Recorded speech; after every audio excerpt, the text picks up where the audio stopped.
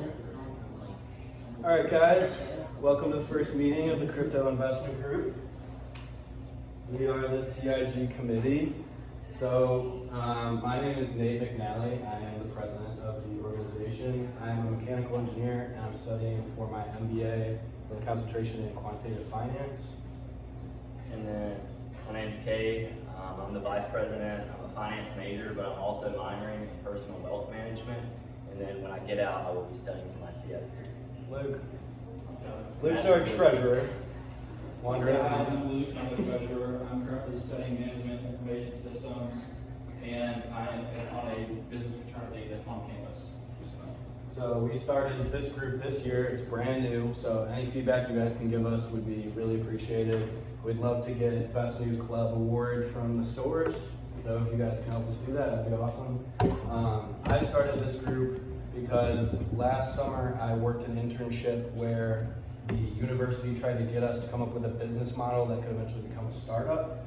And my mom was a financial advisor, so I've always been in the stock world. And she told me that most of these advising firms won't let their advisors talk to their clients about crypto because they're scared of it. So my business model was basically a firm that would be specialized in advising on crypto, but I didn't feel comfortable going forward with that model until I knew what I felt I needed to know about crypto. So that's what this group is. It's us all learning about crypto together, everything that you need to know to make money safely in space. Yeah, and I think to add to Nate's is, no matter what you're majoring, minoring in, I think the reason for me, kind of like what he said about his mom being a financial advisor, and people ask him is, if someone comes and asks me about crypto, I want to be knowledgeable. So, whatever area y'all are going into, to be well-rounded, in personal finance, and then whether it's now or when you grow up, and if crypto, gets a lot bigger, that y'all know what's going on, y'all know how to interact with the markets. Before anyone else. So I know some people hate icebreakers. I used to hate icebreakers myself. We're gonna do a real quick one. I just want your guys' name and tell us one thing that you're excited about in the future. It could be a plan for next weekend. It could be a dream job that you might have. It could be a vacation you've always thought about. Anything you could tell us that you're excited about that would give us something that would help us understand you better, because we want to get to know you guys. So we'll give you a minute, and then I could start, go to Reva, sneak around, get back to Kate. If you have one, I'm Reva. One thing that I'm excited about is going to law school in the future. Awesome. What's up, guys? I'm Cooper, and one thing I'm excited about in the future is walking on the football team in the spring. That's cool. My name is Nathan, and one thing I'm excited about is the football game. Nice name. I'm Kyle. One thing I'm excited for is obviously football game too. Awesome. I'll be there too. That'll be fun.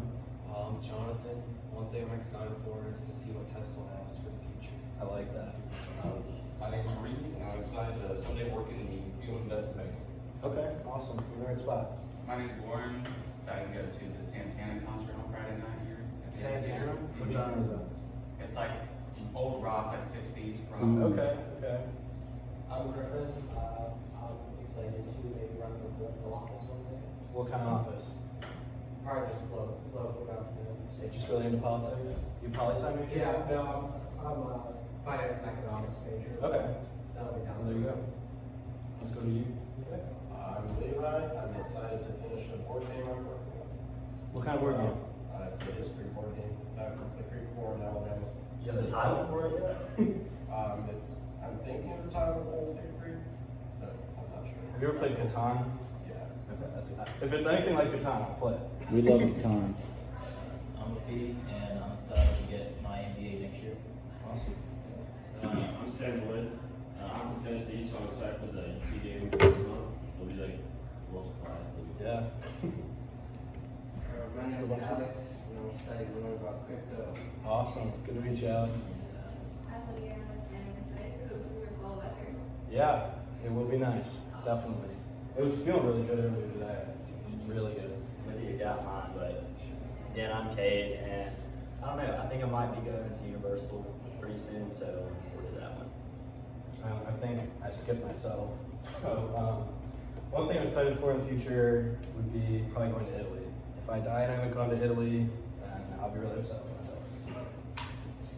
So a couple things we just want to say real quick, because we feel like we have to. None of this is financial advice. We're not telling you to go spend your money on crypto. So get us in trouble. If you're not confident in crypto yet, only put in what you're willing to lose. Kate and I are not experts. We're presenting information that we have researched. And if you ask us a question that we don't know, we're not going to come up with some bullcrap that if we think answers the question, we'll tell you. We don't know. But we will research it for next time and hopefully give you guys a good answer on it. If you're talking about your gains, please use percentages rather than dollars. And just treat everyone with respect. Don't put people down for their investment decisions or their opinions, even if you disagree. So, before we talk about cryptocurrency, we got to talk about plain old currency. Before there was currency, people relied on bartering, right? So if I have 3 apples, Kate has 2 oranges. I give you an apple for one of your oranges because I don't have any oranges. But if me and Cade were farmers of 2 different seasons, then that becomes a problem, right? Because my apples are going to go bad before I can give him an apple for his orange. So there needs to be something storing that value in the meantime. So originally that was precious metals. People relied on precious metals because they were scarce. If something is rare, it has intrinsic value just automatically because it is a rare thing that people want. So the original form of money was gold and silver coins with images stamped into them. And eventually,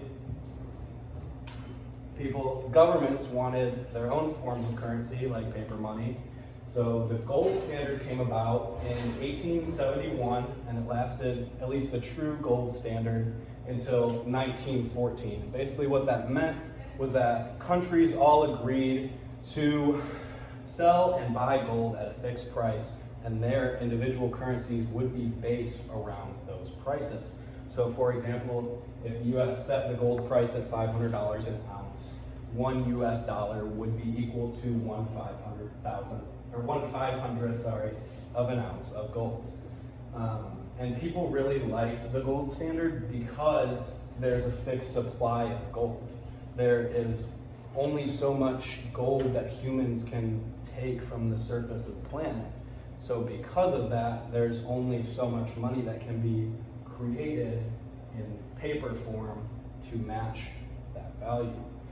But by 1973, the US completely got rid of all the remnants of the gold standard and is now completely fiat.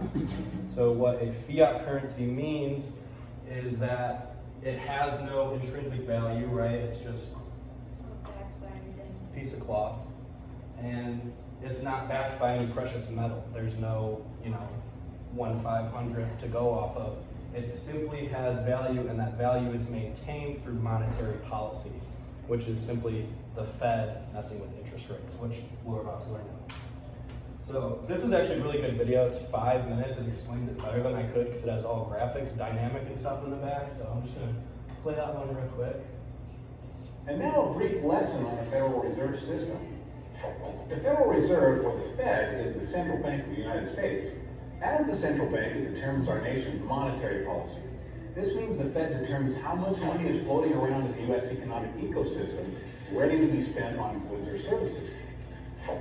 By controlling the money supply, the Fed is able to influence both interest rates and the health of the overall economy. The Fed's goal is to keep 2 important economic metrics in check: unemployment and inflation. The Federal Reserve has a few tools to influence the economy, but its primary focus is the federal funds rate. This is the rate banks use when they lend to one another. Let's look at how this works. Banks are required to keep a certain amount of customer deposits on hand. This is called the reserve requirement, and is set by the Fed. If a bank is short one night, it'll call another bank and borrow money so it can meet the requirement. By influencing this interbank rate, the Fed also influences other short-term rates. Here's how it works. Banks profit by borrowing money at one rate and lending it out at a higher rate. Now suppose the Fed increases the federal funds rate. Banks don't want to borrow at a higher rate and then loan at a lower rate. This would cause banks to lose a lot of money. So when borrowing rates increase, a bank raises the rate it charges its customers. This is how an increase in the federal funds rate can cause a ripple effect throughout short-term rates. These changes in interest rates also impact the U.S. economy.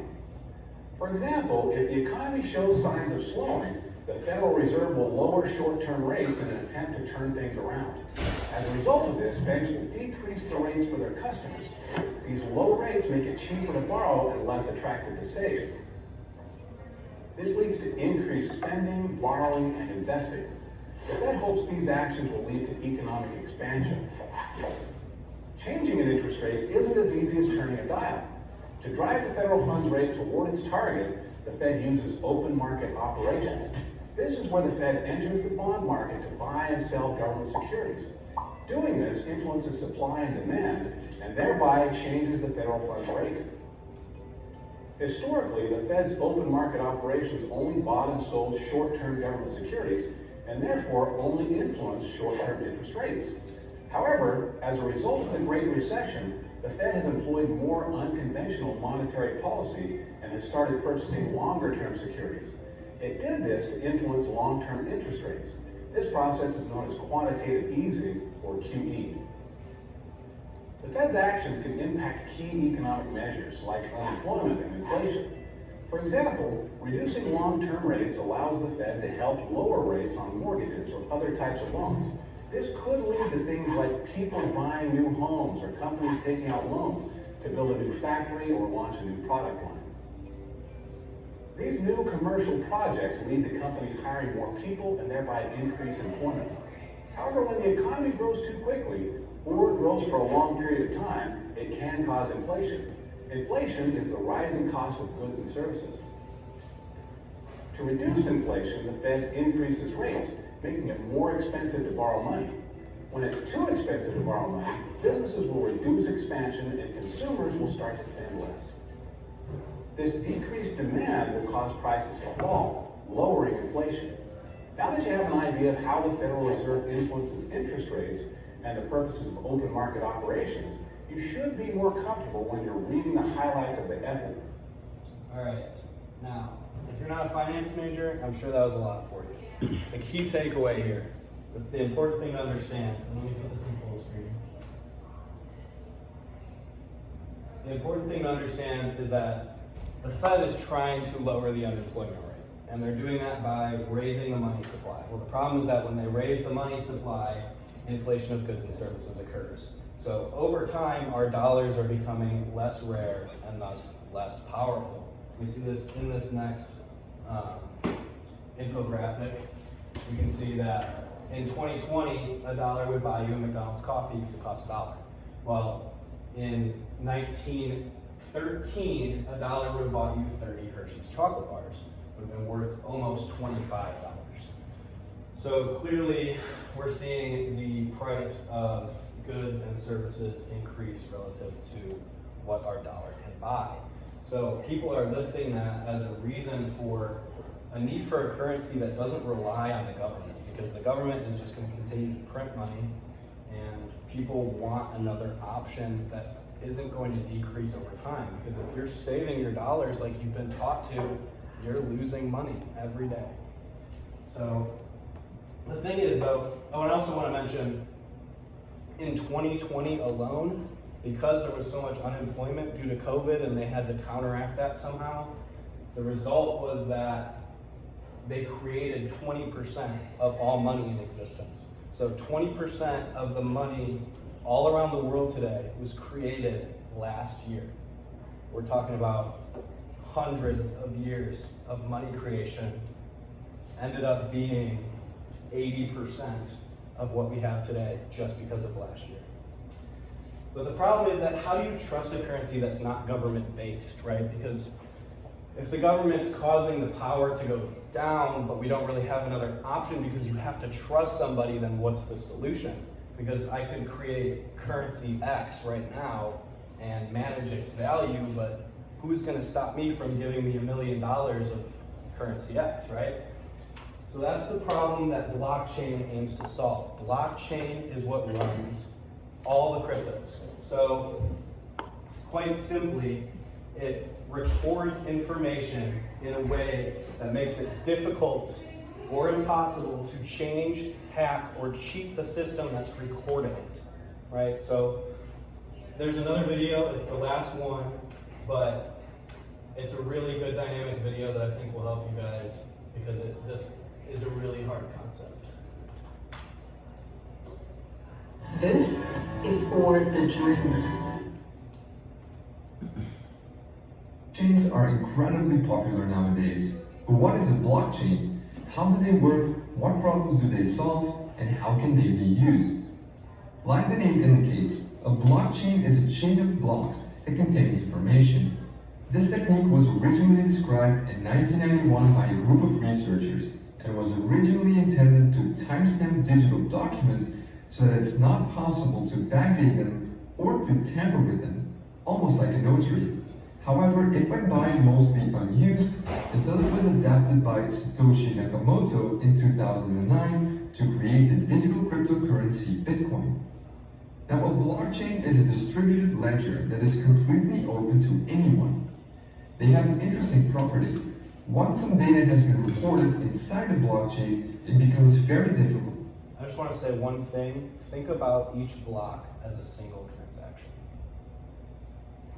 To change it. So how does that work? Well, let's take a closer look at a block. Each block contains some data, the hash of the block, and the hash of the previous block. The data that is stored inside the block depends on the type of blockchain. The Bitcoin blockchain, for example, stores the details about a transaction here, such as the sender, receiver, and the amount of coins. A block also has a hash. You can compare a hash to a fingerprint. It identifies a block and all of its contents, and it's always unique, just as a fingerprint. Once a block is created, its hash is being calculated. Changing something inside the block will cause the hash to change. So in other words, hashes are very useful when you want to detect changes to blocks. If the fingerprint of a block changes, it no longer is the same block. The third element inside each block is the hash of the previous block. And this effectively creates a chain of blocks, and it's this technique that makes a blockchain so secure. Let's take an example. Here we have a chain of 3 blocks. As you can see, each block has a hash and the hash of the previous block. So block number 3 points to block number 2, and number 2 points to number 1. Now the first block is a bit special. It cannot point to previous blocks because, well, it's the first one. We call this block the genesis block. Now, let's say that you tamper with the second block. This causes the hash of the block to change as well. In turn, that will make block 3 and all following blocks invalid because they no longer store a valid hash of the previous block. So changing a single block will make all following blocks invalid. But using hashes is not enough to prevent tampering. Computers these days are very fast and can calculate hundreds of thousands of hashes per second. You can effectively tamper with a block and recalculate all the hashes of other blocks to make your blockchain valid again. So to mitigate this, blockchains have something that is called proof of work. It's a mechanism that slows down the creation of new blocks. In Bitcoin's case, it takes about 10 minutes to calculate the required proof of work and add a new block to the chain. This mechanism makes it very hard to tamper with the blocks because if you tamper with one block, you'll need to recalculate the proof of work for all the following blocks. So let's just recap real quick because this is a lot. So we have each block, and each block represents all the information from a transaction, right? It's basically just recording, this is who got this many Bitcoin or Dogecoin or whatever it is, right? And then that transaction is put into a chain of other transactions. And the only reason that that's true is because they need to verify each other. That's the only reason that they do it. So if you have a transaction here, it has its hash code, and then the other one has its hash code as well so that it can verify that chain. And in that way, the only way that you'd be able to overtake that chain as a hacker would be to take over the entire chain. You'd have to rehash the whole thing. So the point of blockchain is to get as much computing power on the good side as possible so that hackers can't outdo that power. And that's why people mine coins. They're giving their power up in exchange for crypto, and we'll talk more about that. So the security of a blockchain comes from its creative use of hashing and the proof of work mechanism. But there is one more way that blockchains secure themselves, and that is by being distributed. Instead of using a central entity to manage the chain, blockchains use a peer-to-peer network and everyone is allowed to join. When someone joins this network, he gets a full copy of the blockchain. The node can use this to verify that everything is still in order. Now, let's see what happens when someone creates a new block. That block is sent to everyone on the network. Each node then verifies the block to make sure that it hasn't been tampered with. And if everything checks out, each node adds this block to their own blockchain. All the nodes in this network create consensus. They agree about what blocks are valid and which aren't. Blocks that are tampered with will be rejected by other nodes in the network. So to successfully tamper with a blockchain, you'll need to tamper with all the blocks on the chain, redo the proof of work for each block, and take control of more than 50% of the peer-to-peer network. Only then will your tampered block become accepted by everyone else. So this is almost impossible to do. Blockchains are also constantly evolving. One of the most recent developments is the creation of smart contracts. These contracts are simple programs that are stored on the blockchain and can be used to automatically exchange coins based on certain conditions. More on smart contracts in a later video. The creation of blockchain technology piqued a lot of people's interest. Soon others realized that this technology could be used for other things, like storing medical records, creating a digital notary, or even collecting taxes. So now you know what a blockchain is, how it works on a basic level, and what problems it solves. Want to learn how you can implement a simple blockchain in JavaScript? Then check out this video here.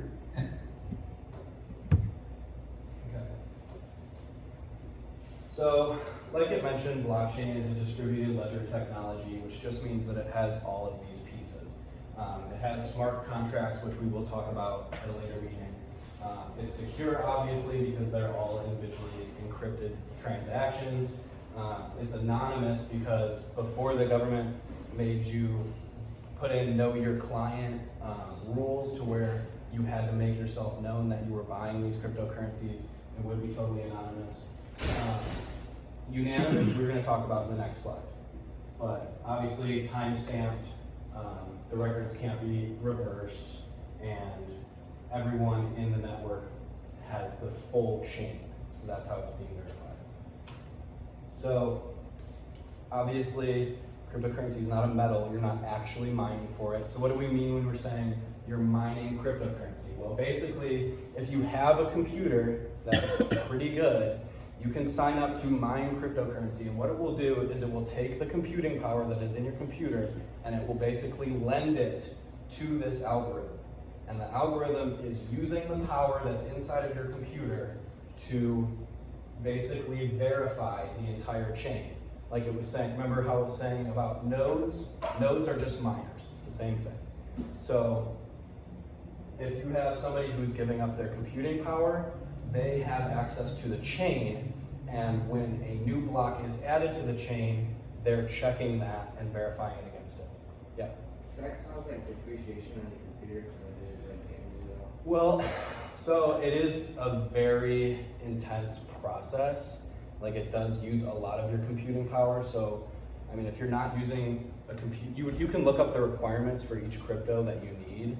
But if you don't meet those requirements, it probably will do a little bit of damage to your computer, and your energy bill will take a hit. That's the biggest thing about mining, is that as you're mining and you're using that computing power, you're also using energy that contributes to your energy bill, and that is why it is so controversial. At least Bitcoin earlier this year was because it was taking so much energy to to validate these transactions. That make sense? Does anybody have more questions about this? I know this part's really confusing. Yeah. Are we just gonna, the only question I have is, are we gonna get into proof of stake at all? Yeah, for sure. Yeah, this is totally just the basics. We want to make sure everyone's on the same page, and then we definitely would proof of stake. Yeah. Like, do each people like mine different blocks, or like, or do most people work on the same block? Like, if someone mines it before you, do you have to like start over again on a new block? So the block is just it's just a storage of all the information. Think about it like as a ledger. So when you're mining, you're not necessarily like getting a block, you're just validating that that block is part of the chain. The hash matches up, and you can say, yes, this belongs here. This isn't some hacker that's trying to create their own crypto out of thin air. Multiple people work on validating the same block? Yeah, everybody validates the same chains, yeah. So would everyone like, so if one block is validated, would everyone get the reward? Or would it just be? Yeah, everyone gets the rewards, yeah. And the whole idea is that if you have as many people working on one chain as you can to validate it, then a hacker is never going to be able to penetrate that, because their computing power is going to have to be more than yours, and yours is a collection of computing power around the globe. He has a question. Oh, sorry. So if, let's say like, I have like, I don't know, like a really, really good computer, let's say, Yeah. and like I would then be, able to, I guess, mine more, since like, my computer be able to handle more. Like, would I get like a bigger cut, or is it just all the same no matter like how much power you're giving out, I guess? Depends on how many graphics cards you have. Yeah, like let's say I had like 3 graphics cards in my computer and like somebody else had like 1. Like, would I get more like? I know that it's very dependent on graphics cards. Yeah.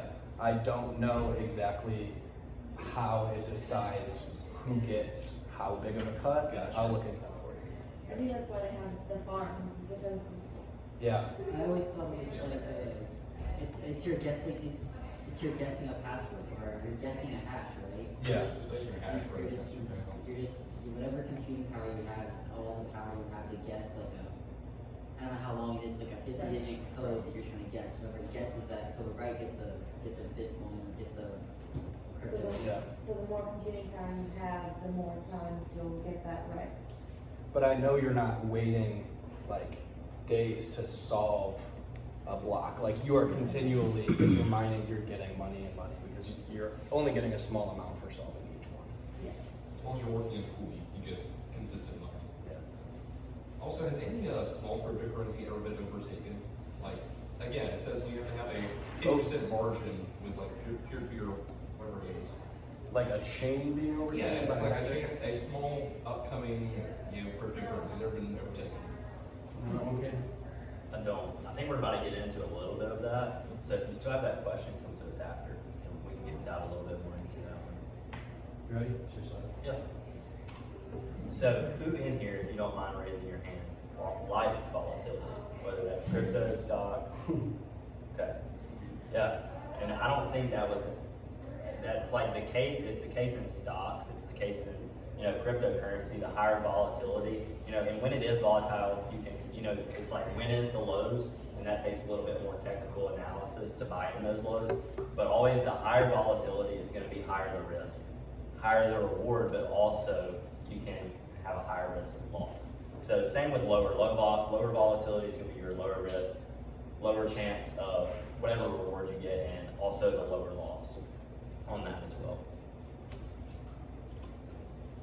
So can anyone tell me what the difference is between a coin and a token? Go ahead. So my understanding is a coin is the actual base layer of the network, whereas a token is builds off of it. Yeah, definitely. So the coin is going to be on its own blockchain. The tokens are going to be on an existing blockchain.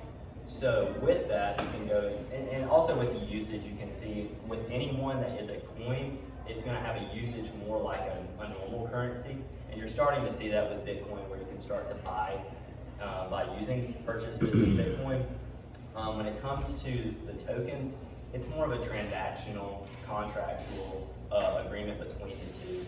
And so we often see rug pulls, and those are gonna be where, I've bought into a couple that are tokens that, everyone puts the hype in, and this is, 0.0005 cents, and if it goes up at all, you can make a lot of money.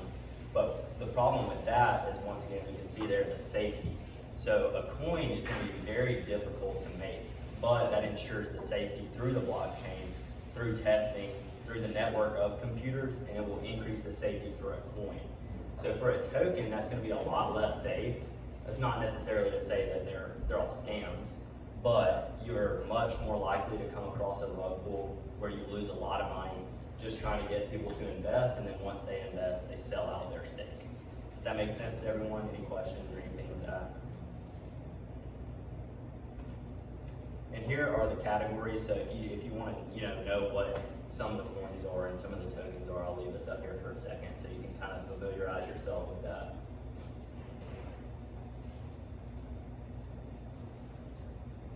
A lot of the common ones are coins though, because they've built their own network. Yeah.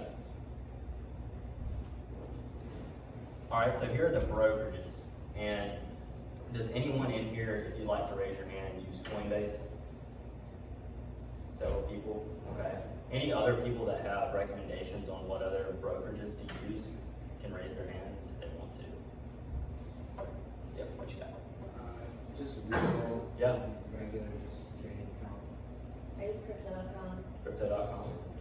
Maybe Binance. Binance, yeah. So with all these, you're going to get charged, not necessarily on all of them, but the fees are going to be different for each one. And those fees, whether transactional or removing your money or withdrawing money, you're going to have these fees. And whether it's this or even mutual funds, if you invest into stocks and stuff like that, you're going to come across the fees, and that's where you can take a very, very large hit. So up here we have the traditional brokerages, which are going to be more stocks, the crypto prime brokerages, a couple of brokerages that you may not have heard of, but then we also have the service providers as well, which is a couple like Coinbase and Binance, like y'all were saying. Also, when it comes to brokerages, a lot of people, I know myself, want to come and use one of the brokerages that are easy to use, simple. You pull it up and you're like, what is this? You want to have ease of use, and you also want liquidity. So for liquidity, that's selling out of an asset. And so some brokerages are better than others when it comes to liquidity and the time it takes for you to sell your asset. Also depends on the number of outstanding shares or outstanding coins that people have in that as well. So for stocks, we have a fraction of ownership in a company. And once again, with the volatility, you're gonna come across more volatility with the small cap. That's gonna be under 2 billion. That's gonna be your aggressive growth. Mid cap, moderate growth, 2 billion to 10 billion. Hear about a little bit more of the companies. If you've heard of like Upwork and a company like that would be a mid cap. And then your large cap is gonna be growth and income through dividends. It's gonna be more blue chip stocks like Apple, Google, Amazon. So in my opinion, so small through large cap, that is also going to depend on age. With a lot of us in here, we invest into crypto because we can take on that risk, and we want to take on that risk because of the potential returns. But once again, we have the potential downside. So those are just a couple of the different cap sizes and the aggressiveness with those. And for the same with bonds, it's income generated by a loan from an investor to a borrower. And these get rated, usually through the Standard & Poor's, but once again, you have a rating system, much like stocks, depending on their cap, but this is depending on the rating they get from these companies. And so a AAA is going to be a low risk, which means lower returns, lower volatility, but also usually lower term. And then medium risk for B and C is high risk. So basically the lower the grade, the higher the risk, but at the same time you'll find more like junk bonds in the C levels where you're not insured your money back for the bonds. However, you are having higher volatility, higher returns, but you have higher chance of losing that money as well. Can you just say what the cap is in terms of high, low, medium, for people that might just not know what a cap is? Yeah, that's just market capitalization. You're going to multiply the shares. outstanding shares by the share price to get what that company is valued at. So does that make sense to you all? You all know what that means. It's essentially the total amount that people own times however many dollars it costs to buy a single share. So here's a good chart of the asset classes and the risk and return. And so you see crypto at the top, and a lot of people our age are getting, whether it's people who don't know about it. You have a lot of people who are financial advisors. I actually saw a video where a lot of people would go and ask financial advisors about crypto, and they just, like Nate said, they don't want to talk about it. And I think that also has to go with, they don't want to educate themselves on it. They've already, they're old, they're successful, most of these people, and so they just see cryptocurrency as this new thing that they don't need to worry about because they've made it far enough in life. But here you are with, you got cash, bonds, property, stocks, and cryptocurrency. You can see the risk and return levels right there. Once again, sorry to beat the dead horse, but higher returns are associated with higher risk and vice versa. And so here is how can you protect your cryptocurrency? Insurance. Unlike stocks or even your savings account, we are not protected by the FDIC or the SIPC, which will protect your money according to whichever investment, brokerage, or bank you go into, up to $250,000. When it comes to crypto, we do run across that risk that if you lose your money, it's not insured by the government. So what do we do about that? How do you not lose your money? Because it's not going to be insured. You can either get a crypto wallet, which is going to store that with multiple layers of protection, email, passwords, phrases at sometimes, or cold storage, which is the offline storage, the hardware wallets, the USBs that you can plug in and hold that offline to where it's less accessible for hacking. Yeah. So if anybody any questions, go ahead. Yeah. I kind of got just general questions, and just from one of the main, I guess, reasons to invest in crypto is to protect against inflation. But you were saying inflation, is that necessarily bad? Because wouldn't inflation kind of force you to not save your money and then therefore spend it in assets and then stimulate the economy? I feel like if people tended to save all their money and invest in something that they could just save, they would not really, use that money. Yeah. So you're saying that because it kind of drives you to spend money into assets instead of just pouring it. Right. Yeah. I totally agree with that. Yeah. So I mean, it's kind of just like. The incentive is right. for the government to do the inflation because they want the unemployment rate to rise. Exactly. Or decrease. So they want you to spend instead of hoarding your money. Yeah, true, but wouldn't kind of hoarding your money kind of slow growth, right. GDP? Yeah, I'm not saying that you should hoard money. I'm saying that because of the way that the Fed works, your money's power is decreasing, so it serves you to find an asset that will do the opposite. Yeah, you're looking at on macro econ level. We're talking micro econ. So if you add more money to the market, your market share is lowering because there's more dollars within the environment. Yeah. So you don't want inflation to set. That's kind of your incentive because your buying power is down. Yeah. So basically, the dollar is increasingly inflationary, whereas cryptocurrencies are deflationary. So you're gonna capture your wealth back as an individual. But when inflation really wouldn't inflation just also raise kind of overall incomes too? So wouldn't it technically just change the nominal value and not technically the overall?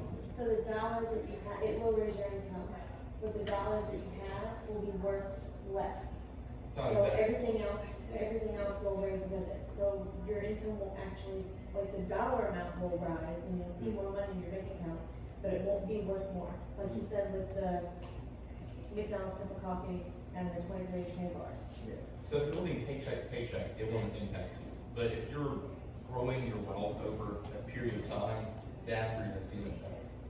And that's everybody's goal in life is to increase their money. Well, if it's paycheck, it's going to impact you more because you're not going to be able to invest in any sort of asset assets. Oh, no. I'd say it's not gonna impact their ability to live from paycheck to paycheck. Yeah, assuming it's good. Of inflation and stuff. That's Yeah. right, you're right. So it's too fast. A good example. It's too fast. And that's the inflation rate rises. Yeah, I get like the reason why like your money loses value, but I guess my point is just as long as like your salary is increasing at the level of inflation, would it not necessarily mean anything? I think the biggest answer to that, one of the biggest answer to that, I guess, would be the issue of implementation lag. And so as the economy, you'll notice that, starting wages are starting to go up a little bit faster than those who have worked, corporate, let's just say. So a lot of people will want to invest in those assets because even though, yes, ideally the salary will go up over time to make it nominal, that there's going to be an implementation lag between that, if that makes any sense. It does. Okay.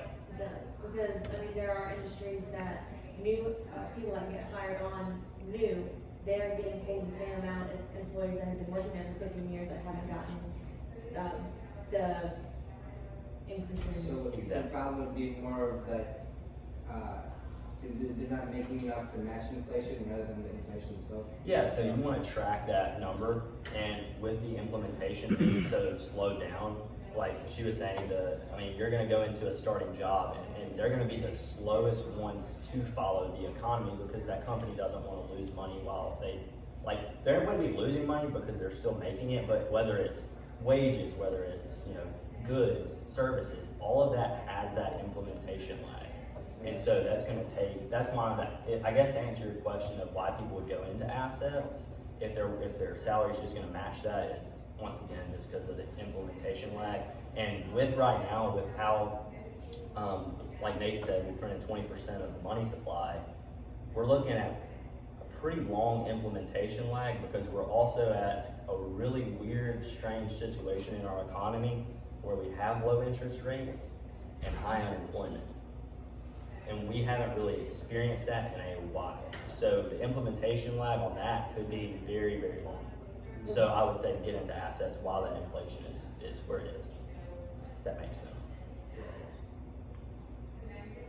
Can you explain proof of work a little bit more? Yeah.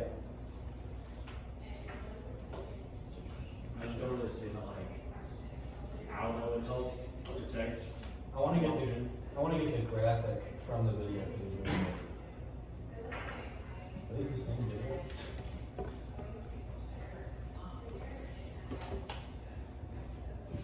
Okay. So the idea here was that if a block has its own hash and the hash before it, then that block can validate the one before, and the one in front can validate that block. So the entire chain is being validated by itself. But the problem comes when a hacker could have more power than that chain because there's nothing outside of the chain protecting it. That's where the miners come in. That's why when you give up your computing power to help validate that chain, hackers need to outdo the combination of all that power behind it. Does that make a little bit more sense? Yeah, and so how does it said there's a time lag, a 10-minute, time between a new block is formed, so how does that help,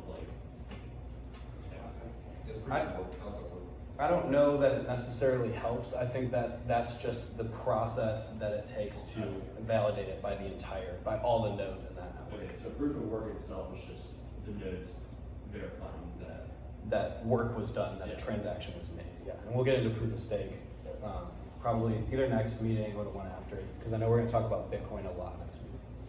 Can I add to that? So, the specific time period for the proof of work changes network to network. So I know for Bitcoin, for example, it's 10 minutes. So basically, what that's allowing you to do is it'll record every transaction that occurs in that 10-minute window, if I'm not mistaken on that, and update them all at the same time, as opposed to having a block for a transaction. So the block actually is for 10 minutes worth of transactions. It could be millions, it could be however many days. So basically what that does is just allows there to not have to be as many blocks added, makes that process easier for miners. And then I believe as time goes on, the rate of which the transactions get added with that decreases. Yeah, something like that. I'm not exactly sure. Yeah, the proof of work, actually, I watched a video on this, I don't know how accurate it was, but the proof of work actually changes for how much computing power it is, so no matter how much like computing power you have to solve it, it's always gonna take 10 minutes. So if there's one person solving it, it's gonna be substantially easier than if like millions of people with millions of computing power were solving it. Like it's always gonna take 10 minutes, so that kind of just makes it so you couldn't change every block at once. It has to be 10 minutes worth of proof of work, no matter how much computing power.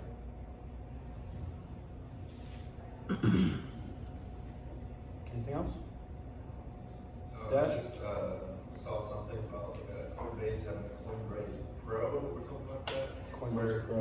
Yeah, where it's basically less user-friendly user interface, but less fees. Yeah. Yeah, I mean, you hit that on the head. It's like, for beginners, it's a lot harder to understand. And I also don't like it because of the time horizon it chooses. But yeah, it is substantially less fees. And it doesn't cost money to use Coinbase Pro. So I have an issue with why they even have it, to be honest.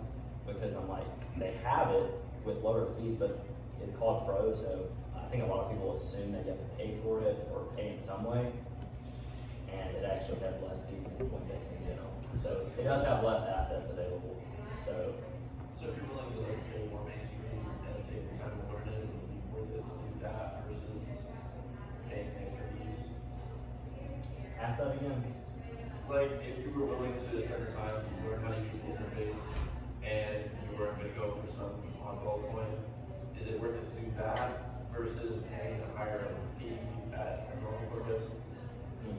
I mean, I guess it's just going to depend on how much work you're willing to put in to understand it. I've never used Coinbase Pro. How would you guys feel about for next meeting us breaking down all the options for brokerages and trying to figure out what would the best be for our usage and future usages? Would you guys find that helpful at all? It'd be helpful, but not like the most important. Okay, so keep it short. We can do that. But yeah, I think going into Coinbase Pro, you can use, I mean, there's not really an issue other than going from tab to tab about if you want to have a little bit better interface to go find a different selection. Because you're still looking at whatever technical analysis you're using on a lot of different interfaces. So as long as you learn the technical analysis, I would encourage you to probably use a different interface that's a little bit better. If you want to come up after, we can kind of talk about that. But once again, I do encourage it for the fee issue because Coinbase does eat up a lot of fees, and if you move it to Pro, it's very minuscule compared to the other. So I would say if you're thinking about it, think about the fees. All right, so next time we are going to talk about Bitcoin and those white papers, maybe break down proof of work a little bit more, maybe touch on proof of stake, and we will work on those brokerages for you guys too. Is anybody still unclear about anything you talked about? When's the next? Next one, or that Wednesday after next Wednesday. We're every other Wednesday. Still here? Still here. Yeah. Mm-hmm. Yeah, thank y'all for coming. Yeah, we appreciate it, guys. It was nice meeting y'all too. If y'all want to come up and talk or anything, feel free to. October 6th is the next Wednesday. So, for those who needed that info, October 6th. All right. Thanks for coming, guys. Thank you, guys. That's